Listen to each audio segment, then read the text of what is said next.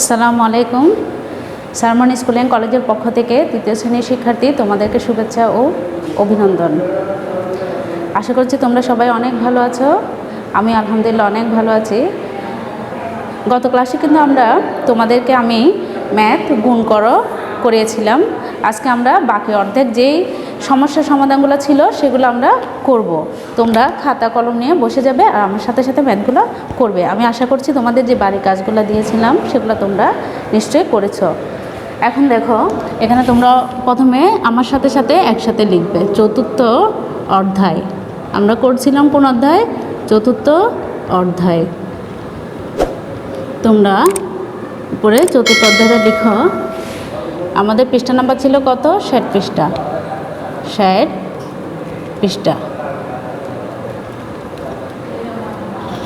চলো তাহলে আমরা এখন অঙ্কে চলে যাব, ঠিক আছে? গত ক্লাসে তোমাদেরকে আমি কয় নাম্বার যেগুলো দিয়েছি এরপর থেকে করব, আমরা আজকে 6 নাম্বার থেকে করব, ঠিক আছে?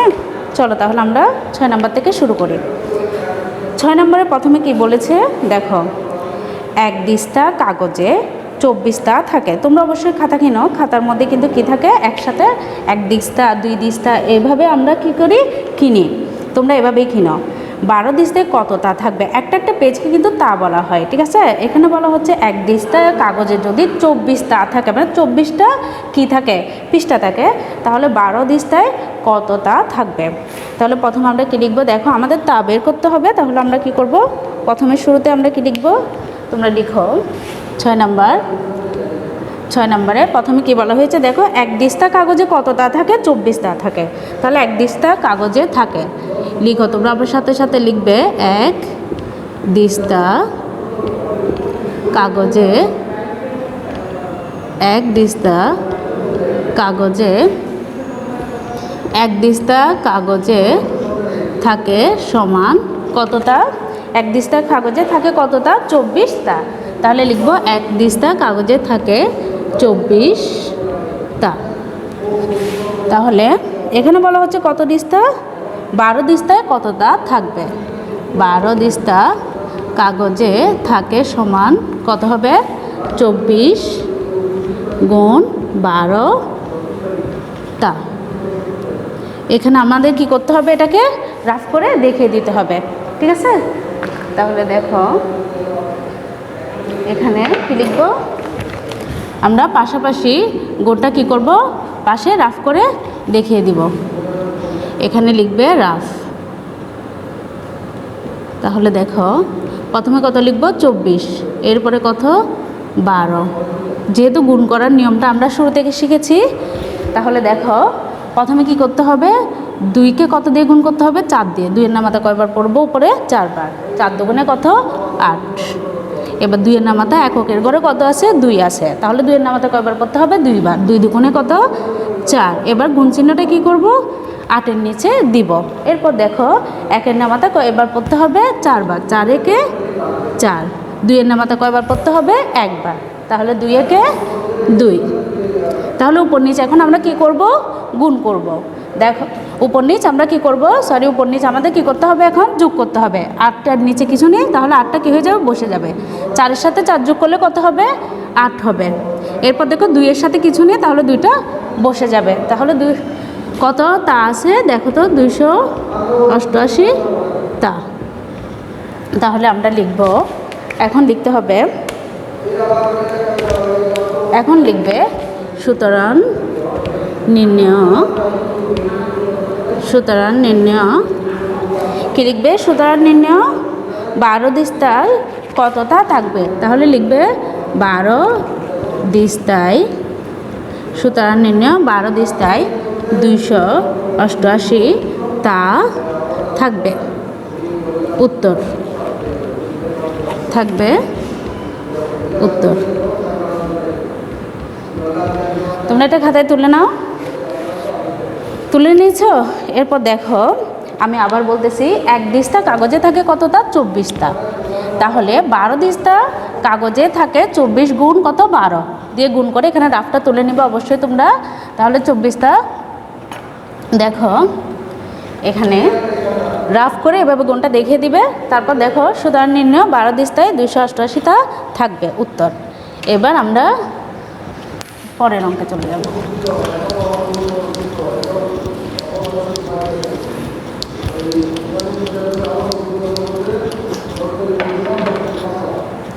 এরপর দেখো, এরপর আমরা 7 নম্বরে দেখো। 7 নম্বরে বলা হচ্ছে রানুদের বাগানে 12 সারি সুপারি গাছ আছে এবং প্রতি সারিতে 24টি গাছ আছে, বাগানে কতগুলো গাছ আছে। এটা ঠিক 6 নম্বরের মতো হবে। 6 নম্বরে যেমন আমরা কি করেছি, 1 দিস্তা কাগজে 24টা আর 12 দিস্তায় কতটা, ঠিক সেরকম রানুদের বাগানে সুপারি গাছ আছে লিখে কত লিখবে, 12 সারি। তাহলে প্রতি সারিতে যদি কয়টি করে সুপারি গাছ আছে, প্রতি সারিতে আছে কয়টি করে, 24টি করে। তাহলে 15 সারিতে সুপারি গাছ আছে কত, 24 দিয়ে 15কে গুণ করবে। ঠিক আছে, 7 নম্বরটা কিন্তু তোমরা বাড়িতে করবে। এরপর দেখো 8 নম্বরটা। 7 নম্বরটা কিন্তু 6 নম্বরের মতো নিয়ম, সেজন্য আমি 7 নম্বরটা করে দিচ্ছি না, তোমরা এখন করবে 8 নম্বর। এখন আমরা করব 8 নম্বরটা। 8 নম্বরে কি বলা হচ্ছে দেখো, 8 নম্বরে বলা হয়েছে তন্দ্রা চাকমা গাড়ি চালিয়ে ঘন্টায় 45 কিলোমিটার যান। একই গতিতে ঘন্টায়, ঘন্টায় মানে হচ্ছে প্রতি ঘন্টায়, 1 ঘন্টায়, 1 ঘন্টায় যায় কত কিলোমিটার, 45 কিলোমিটার। একই গতিতে 8 ঘন্টায় তিনি কত কিলোমিটার যাবে। তাহলে 1 ঘন্টায় যদি 45 কিলোমিটার যায়, 8 ঘন্টায় কত কিলোমিটার যাবে। তাহলে আমরা লিখব 1 ঘন্টায়, 1 ঘন্টায় আমরা লিখব 1 ঘন্টায় যায় সমান, 1 ঘন্টায় যায় সমান কত কিলোমিটার, 1 ঘন্টায় যায় হচ্ছে 45 কিলোমিটার। 1 ঘন্টায় যায় 45 কিলোমিটার।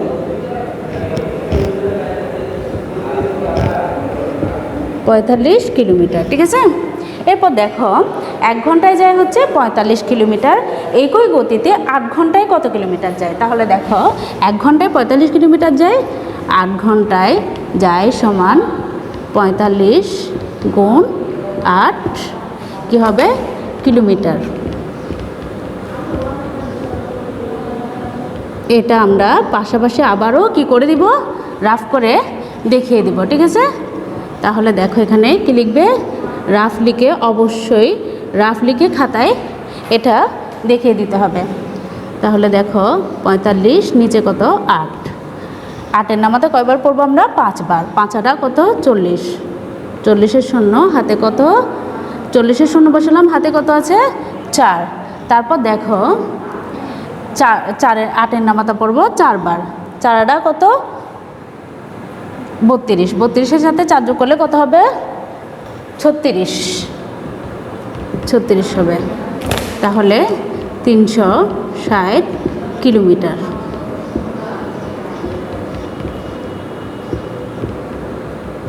ঠিক আছে, তাহলে আমরা এখন লিখবো, দেখো 1 ঘন্টায় যায় হচ্ছে 45 কিলোমিটার, আর হচ্ছে 8 ঘন্টায় যায় কত কিলোমিটার, আমরা কত কিলোমিটার পেয়েছি, 360 কিলোমিটার।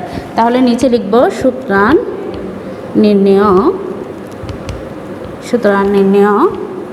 8 ঘন্টায় যায় 360 কিলোমিটার।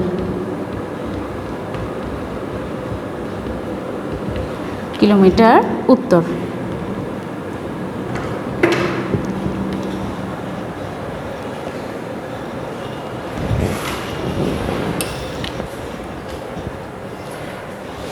তোমরা লিখে নিয়েছো।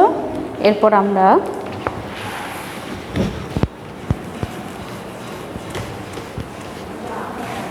আমরা পরবর্তী অঙ্কটা দেখে নিব। ঠিক আছে, দেখো পরবর্তী অঙ্ক হচ্ছে 9 নাম্বার। দেখো 100 পয়সায় 1 টাকা হয়। 100 পয়সায় কত টাকা হয়, 1 টাকা হয়। তোমরা 1 টাকা দেখেছো, 100 পয়সায় হচ্ছে কয় টাকা, 1 টাকা। তাহলে 10 টাকায় কত পয়সা হবে। 1 টাকায় হয় কয় পয়সা, 100 পয়সা। তাহলে 10 টাকায় কত পয়সা হবে, এটা দেখো তোমরা 9 নাম্বারে লিখবো। আমরা প্রথমে কি লিখবো, 1 টাকা। যেহেতু আমাদের পয়সা বের করতে হবে, তাহলে আমাদের কি লিখতে হবে, প্রথমে আগে টাকা লিখতে হবে। লিখো 1 টাকায় হয়, 1 টাকায় হয় সমান কত পয়সা, 100 পয়সা। 100 পয়সা। এরপর দেখো 1 টাকায় হয় কত 100 পয়সা, তাহলে 10 টাকায়, 10 টাকায় হয় সমান, আমি ডট ডট দিয়েছি, তোমরা কিন্তু নিচে উভয়ে কি লিখবে, একই কথা লিখবে সেজন্য। এখন দেখো 100 গুণ কত হবে 10 পয়সা,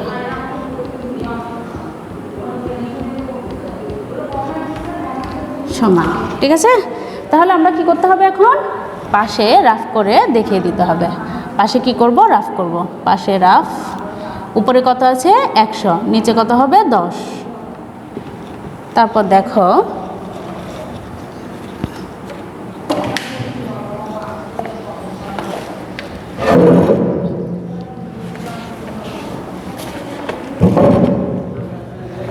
দেখো উপরে আছে কত 100, নিচে আছে কত 10। তাহলে দেখো এখন শূন্যর সাথে, আমরা জানি শূন্যর সাথে শূন্য গুণ করলে কি হয়ে যাবে, শূন্য বসে যাবে। শূন্য শূন্য আর শূন্য শূন্য কত শূন্য, শূন্যর সাথে যে কোনো সংখ্যা যদি আমরা গুণ করি তাহলে শূন্যই হবে। শূন্যর সাথে যে কোনো সংখ্যা গুণ করলে সেটা কি হয়, শূন্যই বসে। আর যদি যে কোনো সংখ্যার সাথে যদি শূন্য যোগ করি তাহলে সংখ্যাটা বসে, কিন্তু যে কোনো সংখ্যার সাথে যখন আমরা শূন্য গুণ করি তাহলে কি হয়ে যায়, শূন্য হয়ে যায়। এখন দেখো যেহেতু আমরা শূন্যর সাথে 1 গুণ করব, তাহলে এখানে কি হয়ে যাবে, শূন্য বসবে। গুণ চিহ্ন দিলাম, এরপর আবার দেখো 1 শূন্য শূন্য, 1 শূন্য শূন্য, 1 1 1। ঠিক আছে, তাহলে উপর নিচ আমরা কি করব, যোগ করব। এখন যেহেতু শূন্যর সাথে কোনো সংখ্যা নেই তাহলে আমরা কি করব, শূন্য বসে যাবে, 1 বসিয়ে দিলাম, তাহলে কত হয় 1000। এখানে কত হয় 1000, 1000 পয়সা। তাহলে লিখবে, এখন দেখো 1 টাকায় হয় হচ্ছে কত পয়সা, 100 পয়সা। তাহলে 10 টাকায় কত পয়সা হইল, 10 টাকায় হয়েছে কত 1000 পয়সা। 10 টাকায় আমরা পেলাম কত পয়সা, 1000 পয়সা। তাহলে লিখবে সুতরাং নির্ণেয় 10 টাকায় হয় 1000 পয়সা, উত্তর।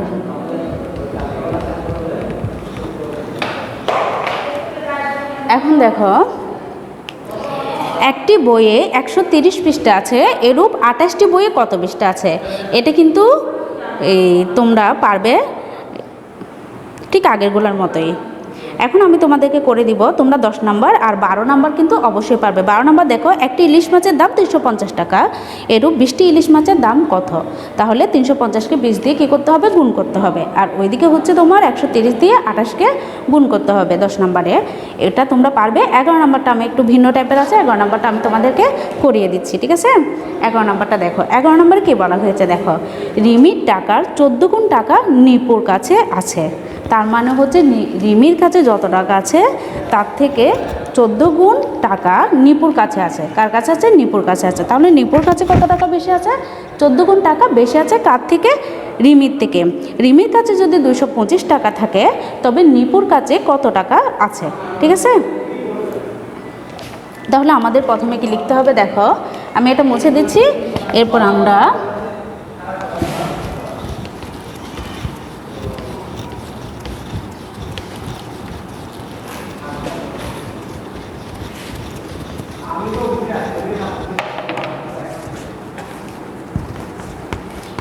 এরপর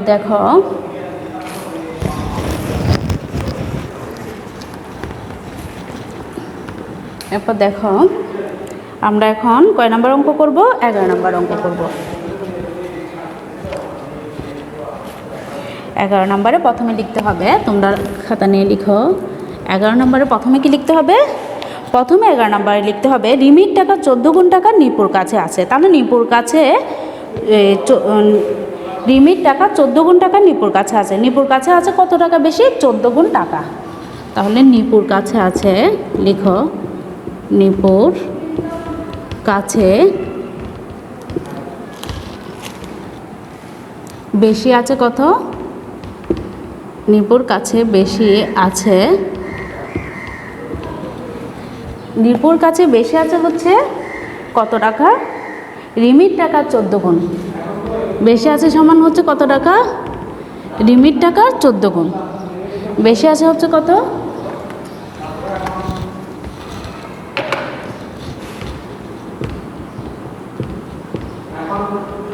রিমির টাকার 14 গুণ। এখানে দেখো নিপুর কাছে বেশি আসে হচ্ছে রিমির টাকা 14 গুণ। তাহলে প্রথমে দেওয়া আছে রিমির কাছে যদি 225 টাকা থাকে, তাহলে রিমির কাছে আছে, রিমির কাছে আছে সমান কত টাকা? 225 টাকা। 225 টাকা। তাহলে দেখো রিমির কাছে আছে হচ্ছে কত টাকা? 225 টাকা। এখন বলা হচ্ছে নিপুর কাছে কত আছে। যেহেতু আমরা জানি রিমির টাকার 14 গুণ বেশি টাকা কার কাছে আছে? নিপুর কাছে আছে। রিমির টাকা যদি 225 হয় তাহলে নিপুর টাকা আর কয় গুণ বেশি হবে? 14 গুণ বেশি থাকবে। তাহলে সুতরাং নিপুর কাছে আছে সমান নিপুর কাছে আছে সমান কত হবে? 225 গুণ 14 টাকা। আমাদের কি করতে হবে? পাশে রাফ করে দেখিয়ে দিতে হবে। এখানে কি করব? রাফ করব। দেখো 225, তারপর নিচে কত? 14। 4-এর সাথে কত গুণ করতে হবে? 5-এর। 4 5 কত? 20। 20-এর শূন্য হাতে 2। 4 দুগুণে 8। 8-এর সাথে 2 যোগ করলে 10। 10-এর শূন্য হাতে কত? 1। তারপর দেখো 4 দুগুণে 8। 8-এর সাথে 1 যোগ করলে কত হয়? এখানে 9। নিচে কি হবে? গুণ চিহ্ন হবে। তারপর আমরা কি করব? 1 দিয়ে এই সংখ্যাগুলোকে গুণ করব। 5 একে 5, 2 একে 2, 2 একে 2। এরপর কি করতে হবে? উপর নিচ যোগ করতে হবে। যোগ করতে হলে কি করব? শূন্যর সাথে কোনো সংখ্যা নেই, শূন্য বসে যাবে। 5-এর সাথে শূন্য যোগ করলে 5 বসে যাবে। 9-এর সাথে 2 যোগ করলে 11। 11-র 1 বসবে, হাতে কত আছে? 1। 1-এর সাথে 2 যোগ করলে কত হবে? এখানে 3। তাহলে কত হইল? দেখো 3150 টাকা। তাহলে দেখো নিপুর কাছে কত টাকা বেশি ছিল? 14 গুণ টাকা বেশি ছিল নিপুর কাছে। সেজন্য নিপুর কত টাকা হলো? 3150 টাকা। তাহলে এখানে লিখো সুতরাং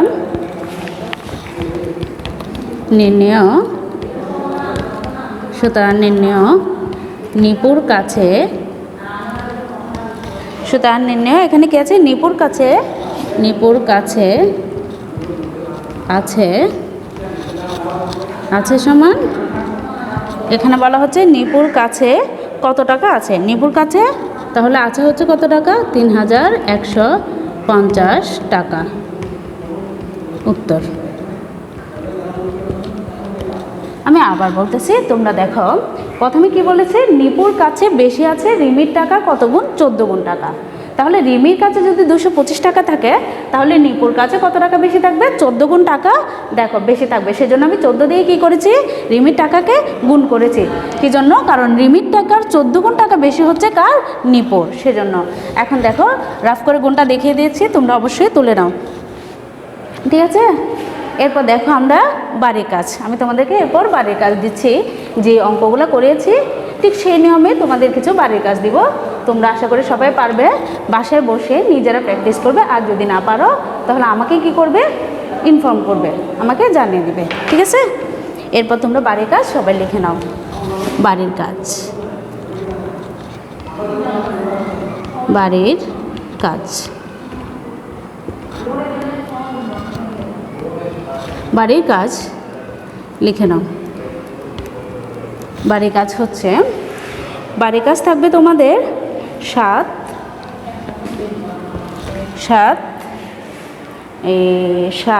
10 আর 12 নং। 7, 10, 12 নং, 12 নং করবে। ঠিক আছে? এটা হচ্ছে তোমাদের বাড়ির কাজ। তুলে নিয়েছো?